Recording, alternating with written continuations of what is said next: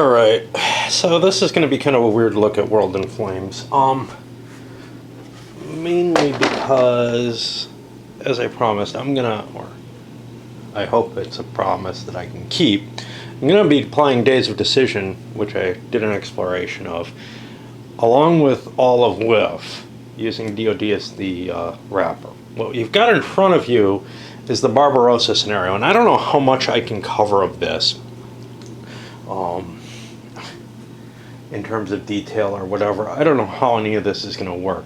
So this is again an exploratory video, but we are going to look at the ground rules in WIF and how those kind of work. Unfortunately, WIF is a fucking mess nowadays. I was back in the old 4th or 5th edition, and I have a copy of it over there that I'm going to try to pawn off with the expansion to this. I gotta tell you, that made a lot more sense than it does now. The rule book nowadays is filled with these gray things that are like, oh yeah, and if you have, and want to play with faggots in flames or whatever it is, assholes in flames, I don't know, there's all these different things, and unfortunately they're not, spelled out, but it doesn't really make much difference. So this comes out as I have, I guess, the deluxe edition somehow. I got it without the roll books, though. Figure that. I had my old 5th edition, so what I did was I ordered, it was like $15 to get the 2 roll books, and the expansion that I could have used with my 5th edition. So instead of buying this final edition that I got kind of screwed on, I could have gone with the whole. The reason I'm sticking with the final edition and didn't just leave that as kind of a, okay, well, I'll see if I can get what I paid for it off of it, is because the counter mix is a little different. The old 5th edition, etc., had some big differences in terms of how the counters looked. So the newer planes have these beautiful pictures on them. And the old ones, and we're going to be doing this over a lot of stuff, so I don't know. The old ones,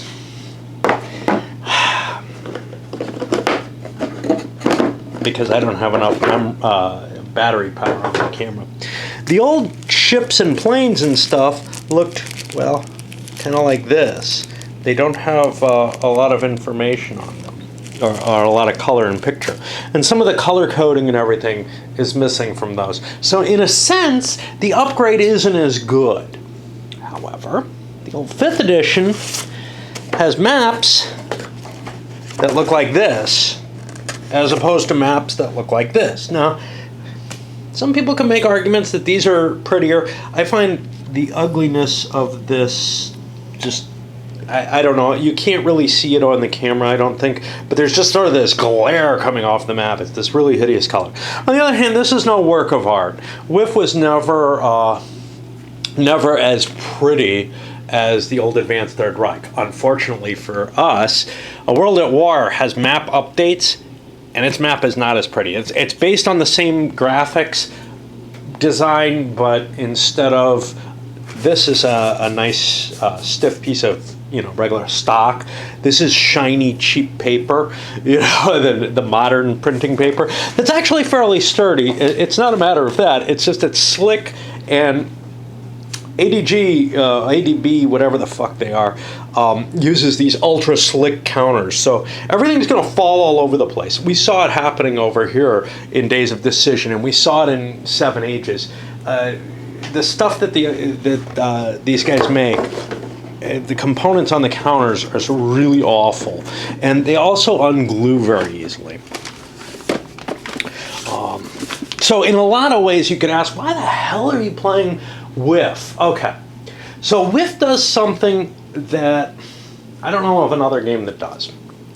WIF is probably the preeminent of the military simulations of World War II on a global scale.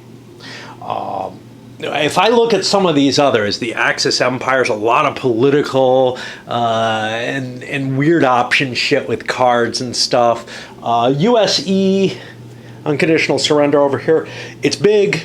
It's not as big as WIF, but it's big. maybe, I don't know. I remember WIF being able to be done in a weekend, and I can't set this up in a weekend. Of course, there's only one of me, and we would have like 5 people. But again, the new WIF is much, much more complicated. I don't know if it should take much longer, but unconditional surrender is this weird sort of not as much of a sandbox, not as focused on the military side. It's really meant to be a big, very competitive game, but kind of a little more abstracted than WIF is. Third Reich came the closest, the Advanced Third Reich, and probably SPI's, they did a World War II series, the European and Pacific Theater of Operation games, which can link together. I wasn't too thrilled with them. I only looked at them a little bit. WIF, I was less thrilled with. My favorite was always the Advanced Third Reich, and now, some of these others are filling gaps that I like. But what WIF does that A3R doesn't do, and Rising Sun over there, and presumably World at War, is WIF really focuses it on the military side of things. You've got very differentiated units with capabilities. Planes are differentiated, and type is in here, but actually the old WIF didn't have that, and the new one, it's kind of a bit of chrome on there. You've got the individual ships when you have ships in flames. If you don't have ships in flames, you have one ship for 2 of the class. The Bismarck stands in for the Bismarck and the Tirpitz. Well, now there's a counter for each, which actually means you have duplicate counters of some of them because they had to change the values because there's no longer 2 ships in there. Third Reich has sort of fleet counters, and they just have points for them. Rising Sun has individual counters for the carrier groups, but not individual counters for every capital ship. So again, it kind of uses a mixed version. Air units in the A3R are all very abstracted. Here they're very specific. They're not just points. On the other hand, what this is lacking, one thing is diplomacy. The diplomacy level in WIF is very, very light. Days of Decision covers that. If you play it with Days of Decision, you get the diplomacy module. The other thing is research. Now, research sort of exists in WIF in the sense that you have, and I'll get to how this all works, but you have these pools of counters that come in each year, and they sort of automatically come into play. You don't do anything to develop your pool for the most part, although if you buy all the units in it, then you can pay more to buy more advanced units of that same type. But basically what you do is you have different units, and you have the ability to kind of decommission units that you no longer like. So if something gets shot down and it's an old style plane, you can say, I don't want that in my counter mix anymore, or that's a crappy infantry unit. Now by doing that, you're depleting your counter mix, so you won't have as large a potential army, but you'll have a better army. And that all works very nicely, but what it doesn't do is it doesn't really cover the development of the V weapons, which exist in the game. You've got V weapons. I think they're an option in Planes in Flames. And there's something you can just buy, right? You don't have to expend a lot of effort developing that technology. You don't have to expend effort on the atomic bomb, and only the people who got it, the US, can get it as an option. Whereas the old A3R, and I am sure a World at War, handle all of this in much more of a broader strategy. You can research everything. It's not quite the same level of simplicity that Hitler's war has on research, where everything it gets lower in cost, and it feels kind of like I don't know, Axis and Allies with the infantry. Oh yeah, they cost $1 less. Whoa, right? It's not quite like that, but you don't get the silliness of a Hitler's war in the A3R system. So what you get is this ability to increase modifiers in different kinds of combat, air, naval, I think even land.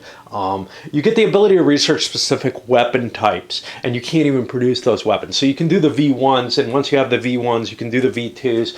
Atomic weapons is this really complex set, at least in the old version. I don't know about World at War yet. I haven't played it. I'll be taking a look at that sometime after I get a Gathering Storm. well, we're going to be doing this in sections. So this is sort of just the overall intro, I guess, to all of WIF and everything I think about it. I wanted to hold this off, but I also want to get this recorded because I may be getting rid of that old 5th edition copy, which, you know, frankly, I like some of the issues in the components. The wheel, the production circle, is much nicer on it, but it's larger, and this is almost a useless little bit of something.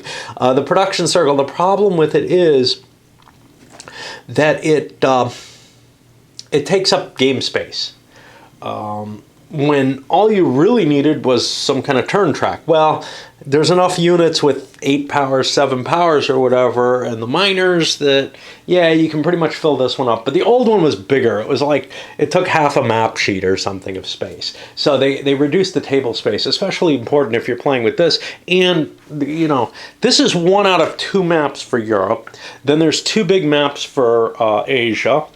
And then there's a little Scandinavian tack on that gets stuck up top. And then there's Africa, which has its own map. And the Western Hemisphere has a tiny little map too. And one of the problems with it all is there's useful information on the back of here. Let's see if I think there is on the back of the American map as well. If I can find that. What's really weird is these expansions, like the Scandinavian and Africa, these were made with the same graphics and quality of paper as the 5th edition. But they're included in this package. And you've got that kind of weirdness. Like when you bought if you buy the deluxe edition, which is what I seem to have, you get basically the final edition mixed with some expansions that don't quite conform with it. Maybe that's changed over time, I'm not sure. I don't think they made new editions after that. But I find it very disturbing. I can't find my US map. Oh, I know why. Because it is on the back of something important. It's on the back of this, which is what I haven't had to use what's there. But it's on the back of, well, that's just a flyer. I can deal with that. But this is really important. This is the only place where you have your unit descriptions. So if I'm going to play with this, I have to photocopy this or memorize everything on here, and I'll probably be too lazy to photocopy it and just try to pretend I can understand. Because unlike most games, they don't tell you this crap in the rules. You gotta find it on the back of one of the map sheets. Sweet, eh? Likewise, the terrain effects chart is only here on the Asia map. A few more charts and tables would be useful. Obviously, I'm sure players have printed, have created player aids that you can use to help yourself. I also learned for the first time, there's like 3 bound books. I don't know what the hell they are. The player's aid, I saw one of them, somebody was able to read it on their screen. I can't do that. My vision's not good enough on a computer screen. The one was Player's Aid Volume 2. So I assume there's 3 volumes of Player's Aids in a bound book. It looks like an RPG that go with this. You know, anyway, I'll be back to ramble on a little bit more, maybe go over the rules. I've got Barbarossa set up. It's only a 5-turn scenario, which is pretty short, but it's probably going to take me a couple weeks to plow through. It took me about 4 days to get it set up, just because the way setup is handled on these suckers is through these charts. And each scenario is listed here with the units there. Well, you have to sort all the units, figure them out by year, shuffle them into these little piles, draw some of them, place them, and then you have to figure out enough of the rules to be able to, you know, guess where you want to put your pieces. Which, if you don't know the rules, you know, sort of inherently by heart, it's very hard for me coming back at least 15 years since the last time I played with, and try to figure out, hey, you know, what am I doing? I'll try to cover some of the rules as I understand them, but there's a lot of stuff in here. There's an index to the rules. It looks like a great index. It's really rich. Every time I've looked in it, I haven't been able to find things. Like I try to look up airbase or air basing or aircraft basing or something like that. I couldn't find it. What I finally found was I looked in under stacking. not an unreasonable place to put it, but I mean, the point is that there's so many different things you could think of to look up something, and it is a fairly large rule book. It's not ridiculous size. It's only 60 pages. Only. Well, when you compare that to A World at War at 100 and something, or Europa Universalis or La Grande Guerre, it doesn't sound that daunting. However, I find the organization of it to be difficult. Some of it may just be, hey, I'm less interested in World War II nowadays than I am in something like EU 15 years ago. World War this might have hooked me better before I saw the A3R stuff. The A3R is more at my level of taste and preferences overall. And I'm kind of getting used to this map. It's got information on it that's just not in that 5th edition map, so, you know, I'm going to try to pawn that off either as is, the two together without the rules for the expansion, or, hey, the rules are available online, or, you know, if people want to buy the two pieces separately, I can probably do that. I'll be bringing them down to the expo, probably with some other things that I'm trying to get rid of that are equally useless to me, duplicates and stuff. I'm coming back after work. This game just... There's no way I can kind of squeeze a little bit in during working hours, even now when I have some real issues.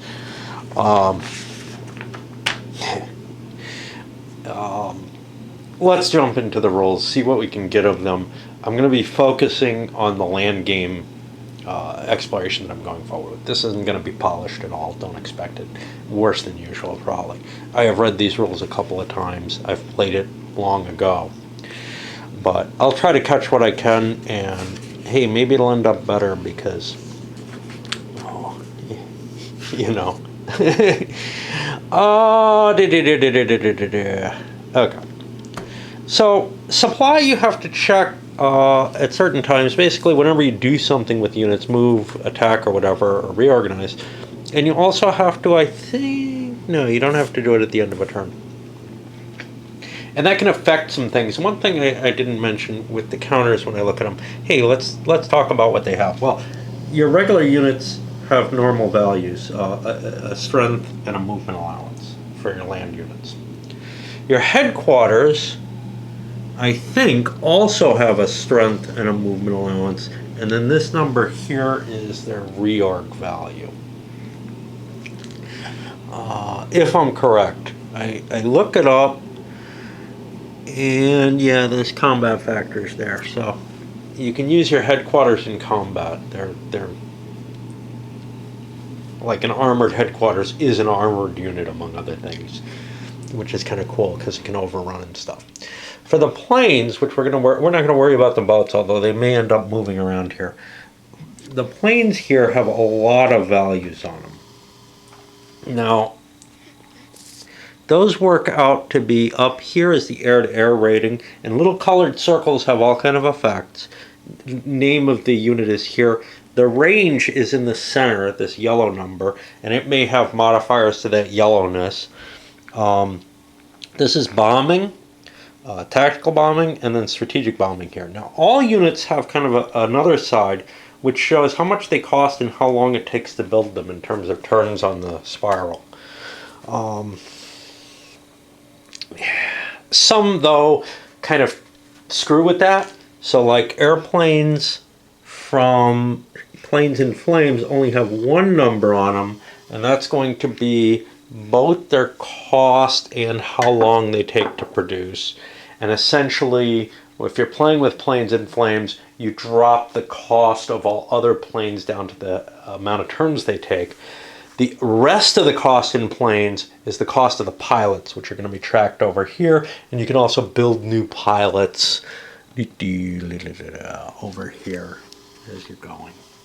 Now, all the planes on the maps, I guess, have pilots already attached to them. These excess pilots here are to cover the ones that are being produced and any new planes that you might produce in the course of the game. Remember, it's a 5-turn game. There's a couple of turns with no production in place, which means, well, actually 1, 2, 3, 4, 5. You may be making some production during Barbarossa, which seems a little weird. You won't be doing this during the Guadalcanal scenario, which is the next one, and I hope to do that because that really focuses on the naval aspect. What happens if you're not in supply? Okay, supply is kind of complicated in this. So you have to trace to a secondary supply source first. I mean, you don't have to, but it's assumed that you trace to a secondary supply source, which you can just do for overland hexes too. From there, you can start tracing back through other secondary supply sources and eventually back to your ultimate supply source. And those you're allowed to use rail transport for. You're also allowed to use naval transport, but you have to have kind of a local supply source to do anything at all. And those local supply sources can be a city within certain restrictions, or if you're invading someone else, you kind of have to use a headquarters for that, I believe. I don't think you can use a captured city. Oh yeah, you can use a conquered city, but not a captured city. So you have to have headquarters to make any headway into Russia, as it were. So what happens if you're not in supply? Well, the basic is you can't attack. If you do any movement, you'll be flipped upside down. Now, all the units have an upside down side, and it's basically kind of a for land units, it's kind of a reduced and disordered side. For air units, it's a used side, and same for naval units. And for headquarters, it's kind of a used side too. But all of them can kind of have that disorganized factor to it, because if you get bombed or something, you could end up being flipped instead of another effect. Not going to worry too much about control. It gets more complicated with partisans, but we're going to use 10-sided dice in the game. And no, we don't need that many. I just grabbed a bunch. So here's your sequence of play. And it doesn't look too frightening. And in a way, it isn't. Basically, it's going to be done in pulses. First, you determine what the weather is for the turn, and then whoever has the initiative for a given turn, which is determined, I think, at the end of the turn. Most of the administrative stuff is all pushed to the end instead of any of it in the beginning. They will take an action, and they have an option to declare war first. They get to choose either a naval, air, land, or combined action. Now, anything but the combined means that you'll be heavily weighted in one of those directions. Oh, where did I hide my charts? I don't know where they are. Well, we're going to need those. So, if I... Oh, shit. There's like a German Cav that's probably supposed to be on the board somewhere that is not set up. Okay, so... This is not what I need. I'll be back after I find those. I was using them as a bookmark. It turns out I was actually using them. They were hidden under my map there. Okay, so weather has this sort of complex that handles weather in all the different areas of the map. What were we on?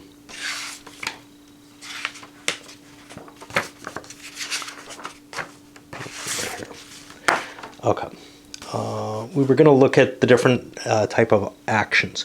So this charts out what you can do and what you can't do in different actions. And basically, if there's a check mark, you can do, I think, as many of them as you like.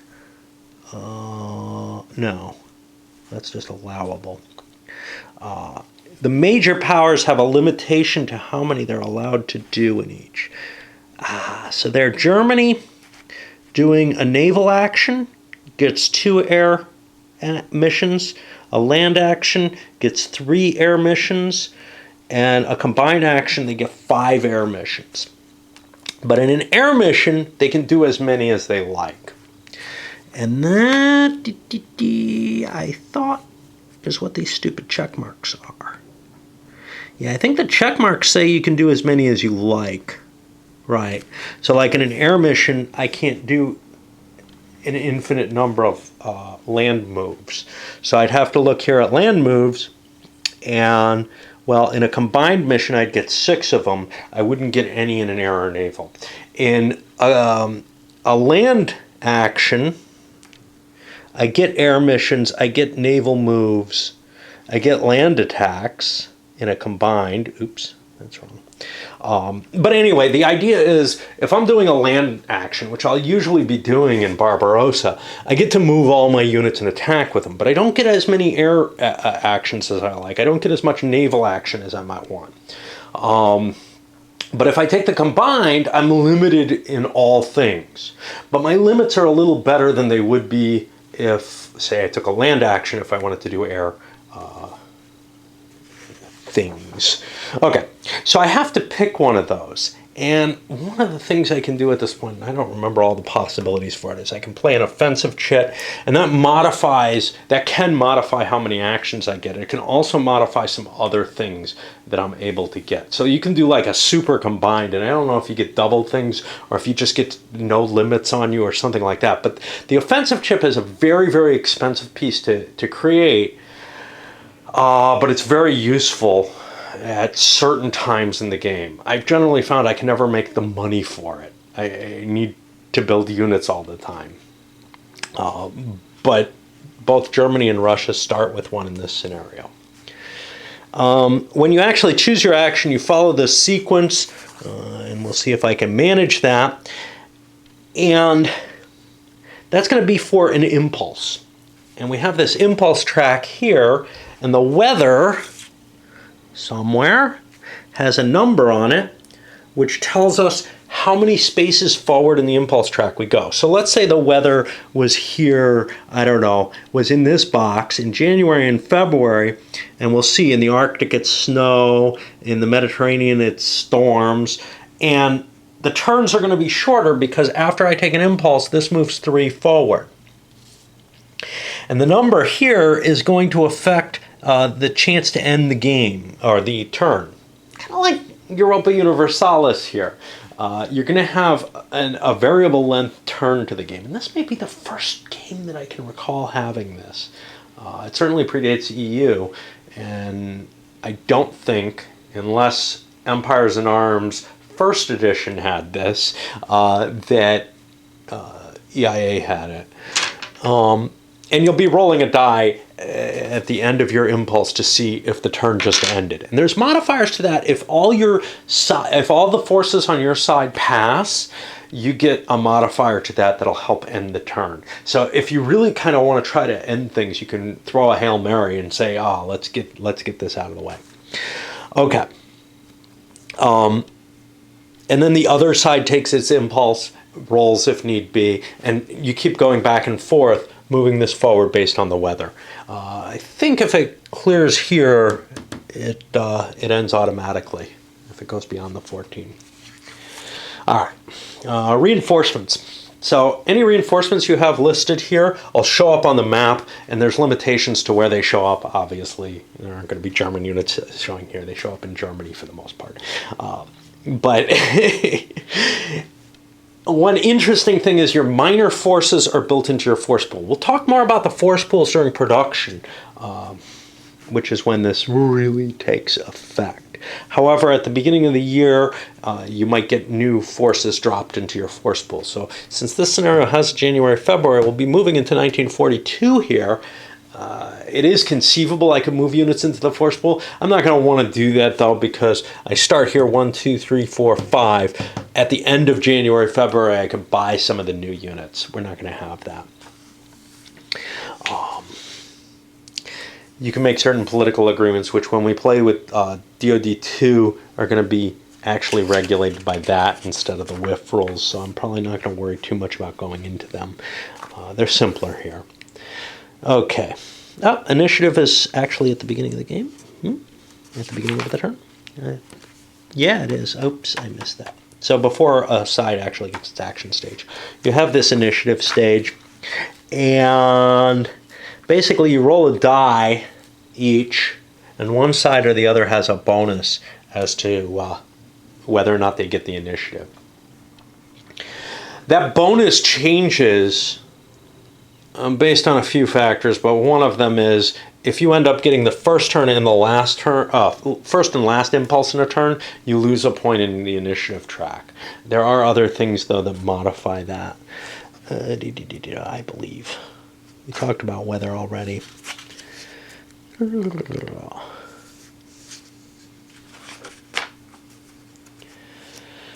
You're able to declare other countries, other minors into the game, and at the beginning of this scenario I'll be able to declare either Finland or Hungary in on the first turn. I think you're limited to doing that one per turn, per impulse, but I could bring both of them in the first turn. Just some slowness towards where they actually come. We talked a little bit about implementing actions, and then we have this whole list of different things that you can do. So here's all the naval actions that you can take, and then we're going to be getting probably to the different air actions. Now some of them, like naval air interception, actually happen not, you don't do this during your impulse, you do it during a naval, somebody's naval action, or during a combat. We're not going to talk much about that. Strategic bombing, we're not going to talk too much about, but there's the opportunity to blow up the other guy's resources and or factories and prevent them from producing. Ground strike is a big deal. That's an attempt to flip the enemy's units, basically. Now, carpet bombing allows you to try to destroy their units. That sounds better, but it really isn't. In general, you're more efficient to do the ground striking where you can. The carpet bombing is something I think only strategic bombers can do anyway. Rail movement, I think, is limited on here.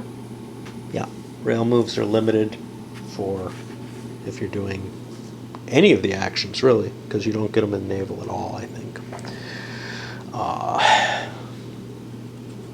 And they basically charge you some movement points, and you're able to move along rails anywhere on the map using that. The train effects chart, as I said, is over here for regular movement.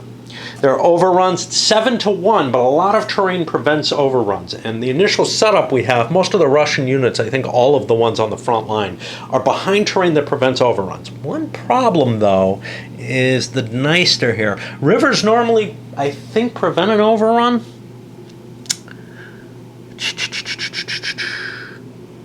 Maybe I'm mistaken.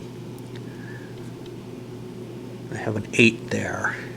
8 says combat effects only apply to those units. Yeah, no, they don't prevent an overrun, but they do have an effect on combat. But that's one of the things that surprise in the land battles is something that only happens on the first turn of a declaration of war. So Germany's declaring war on Russia, they're going to have surprise, and they're going to have all kind of bonuses. Basically, the Russians have to bend over and grab their ankles. Worse than that, they have to set up along the border with most of their forces. Rules for naval invasions here, paratroopers, all these special units. Okay, then we get to the different aircraft orders, and you know, you've got resupply missions, paradrops, all kind of stuff like that. Most of which we're not going to be doing. Most of what we're going to be doing is probably going to be ground support of one sort or another. Either ground strikes or ground support during combat. U.S. entry is going to be a function of chits. Now, when we actually play the big deal, Days of Decision 2, when U.S. entry comes into play, we're probably using some kind of bastardized rules. DoD2 has rules for combining the two games, and that handles the entry. I think it may actually handle chits, because I think the chits were in World in Flames in version 5 as well in some format. But the base rules for this are basically you just accumulate points, chits that add up to points, and then they give you options to do things. I don't think these options translate over to DoD2. I think you're able to follow the DoD2 rules for whether or not you can, you know, do certain actions, which means things like an embargo can be done more easily than they could be in WIF itself. Return to base is going to move the naval units back to the base. We're not and air units that are out at sea. Then we hit this final reorg, and that's basically when things unflip. Now, there's a possibility for things to unflip during your activation. You can use a headquarters to unflip units, and that allows them to do something again, right? Normally, when you attack, you're going to get flipped over. We haven't hit combat rules yet. They come later. Okay, let's jump over to production, and then we'll look at the combat. For production, basically, it's like Days of Decision 2. You count up factories and resources. So here's some resource, and here's a factory. They count together, they create a production point, and then I'm able to buy things, and I pay the price that's listed over here. So this would cost me 4 production points and take 3 turns to occur. So I'd put it on the track 3 turns later. Navies have a heavier production system than land units. Basically, you put them in once, and then when they make it around, they come up and they end up in the construction pool, and you got to buy them again. So it takes like a couple of years to build a navy. I think, well, these guys only take 5 turns for each stage of that. Only 3 turns, so it doesn't necessarily. But the bigger ships take about a year to create. You can also build factories. You can build synthetic oil plants. None of those. So synthetic oil plants, you don't have to research to get that like you would in Advanced Third Reich. You just get them in your countermix, and it's up to you whether or not you want to spend the money to build them, but you don't have to do any special steps to get them. Lend-Lease, like in Days of Decision 2, it allows certain powers to give build points and or units to other countries. Now, the Russians have, I pulled some by accident in 41, they have some Hawker Hurricanes available to them, which obviously they shouldn't be allowed to set up yet. So that's in the force pool, though. Whether or not I'd allow them to buy them in the Barbarossa scenario, I don't know. You know, the Brits would conceivably be putting them in there. You don't choose what you get in production. What you do is you choose the price of the item you want to buy. So, you know, all your regular motorized infantry are going to cost 4-3. These guys who are only 2-3, those are divisions. So with airplanes, you have different types of airplanes. So these are 3-point fighters. These are 2-point fighters. You can see this is one of the original games versions, which has the different cost and turn limit. That doesn't take into account. That includes the cost of the pilot in it, essentially, which you now train and buy separately. You can actually turn your pilots back into nuts and bolts and stuff. You know, if you want to disassemble them, you only get $1 back for disassembling a pilot, though. Conquest, you know, that's probably not going to be too big a deal with this. This scenario is one where you're rushing forward to grab victory points. Basically, every city in Russia is worth a victory point. I think with the exception of Moscow and St. Pete. There's a whole list of 64 cities throughout the 4 maps or more, because some of them may be in like Brazil and stuff like that, that are worth their objective hexes. Those guys are each worth an extra point, and I think there's only 2 on this map, but I'm not positive. I looked through the list and didn't see anything else I was sure was. And there was maybe one city that might be on this map, might be Russian, and I couldn't be sure. I'm familiar with most of them, though. Most of them are big cities like Delhi and stuff. Here we go to the different aircraft missions, which seems kind of strange.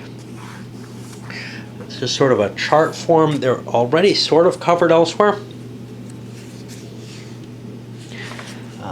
Combat. So for air-to-air combat is going to be kind of weird. So we're going to take a little pause here, and I'll come back hopefully ready to handle talking about combat a little bit. Okay. I think I skipped over the ground combat, and I'll get back to that.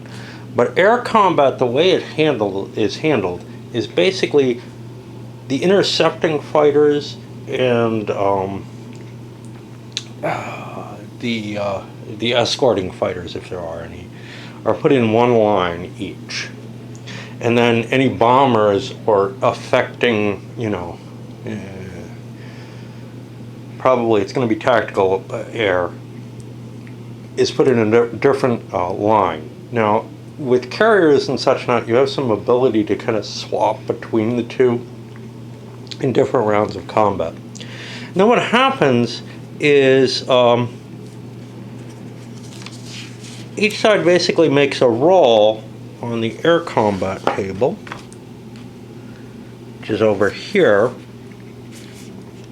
and sees what kind of result they get. And those results translate over to destruction, where there's sometimes some choice between whether you want to hit the fighter or the bomber, the lead fighter or the lead bomber, abortions, or let's see, C is clear. You would be allowing a bomber to get through that you can no longer interdict in any sense. So that's pretty much how that works. Now let me go back and see if I can find the ground combat, because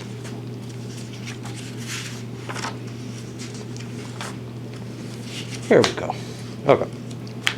And you can see there's not a lot of rules for this either. The rule book is very, very dense and doesn't have a whole hell of a lot of cross-referencing in it. It makes it very difficult to work with, to learn from for anything, but it does keep the page size a little down to that 60 pages, right? So what you do is you declare all your attacks everywhere.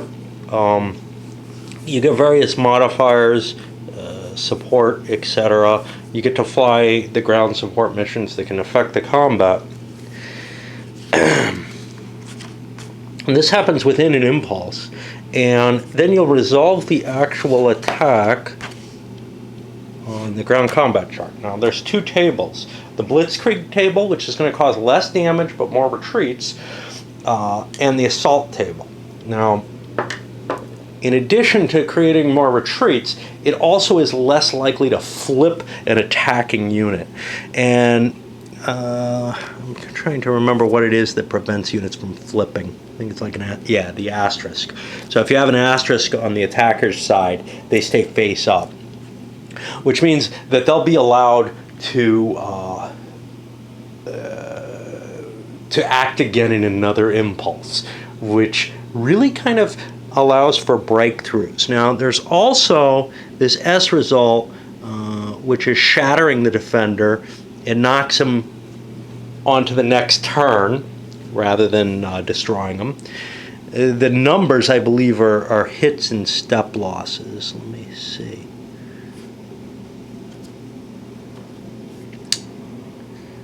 It's not specified here. I'll get back to that in a bit. But the B is going to be a breakthrough result. And if we look at the results, if we get a numerical result, that number of units are just destroyed. Now, the B is a breakthrough. The advancers, the attacking units all get to advance not just into the hex they attacked, but an additional hex. And I think you kind of get to ignore zones of control in those cases to some extent. Fairly standard there. That is about all the detail I'm going to go into when I'm playing. I'm not sure whether or not I'm going to zoom in. I'll probably do a couple of attacks before I do, so maybe the first video is not the best one, but I'm not sure. I might be working through it during those. I don't know where we're going to go with that. So let's jump ahead. Did I skip something important on the combat? I don't think so. So surprise has a number of effects. For one thing, you can't fly combat combat air patrol. I don't know what that does. That allows you like an interception in a different status. I'll look that up when I need it. You can't ground support against the guy who just surprised you when he's attacking.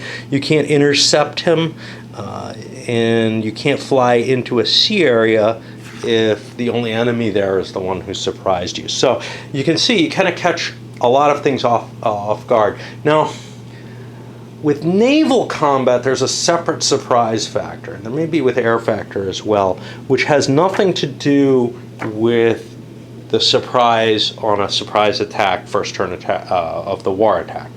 It has to do with being able to choose the type of combat that happens in a sea area. Not to get those too confused.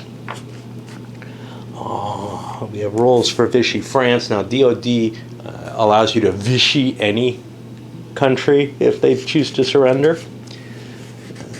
And I'm not quite sure how that's going to work. Like, Vichy France is sort of a not France's choice in width. But I think it is in DoD, which is a little weird. cooperation between the miners. Rules to prevent the Soviets and the Germans from attacking each other. Again, we're going to see this in the big game where this has already been handled here, but basically you have garrison factors along the border, and those count in along with the chits to allow you to figure out if you can declare war on that enemy. And the Nazi-Soviet pact is the prime user of that in this game, although I think the Japanese-Russian border also does. However, when you're playing DoD2, really every country that shares borders has a possibility of attacking. Oh, special rules handling the Axis miners, how they get involved, and other special stuff. Now, this is where a lot of the optional rules are. A lot of them are just kind of integrated in the rules in these little gray boxes. But then there's a section of a lot of gray boxes that really they couldn't fit in elsewhere. So you still don't have a fully integrated rule set, and you've got this kind of, well, are you doing this or that? Like I said, the index, although, you know, it's quite extensive, it's not very complete at all. There's things you look up and it's going to be hard to find, and you've got a 60-page rule book to cope with under those circumstances. My feeling with this was the old WIF 5 was easier to learn from. The rules have changed significantly in some ways, at least.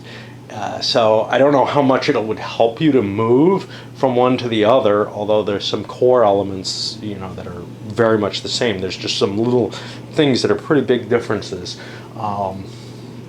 And on the other hand, trying to pick this up from nowhere, and I'm pretty close to that right now, that's going to be a tough job.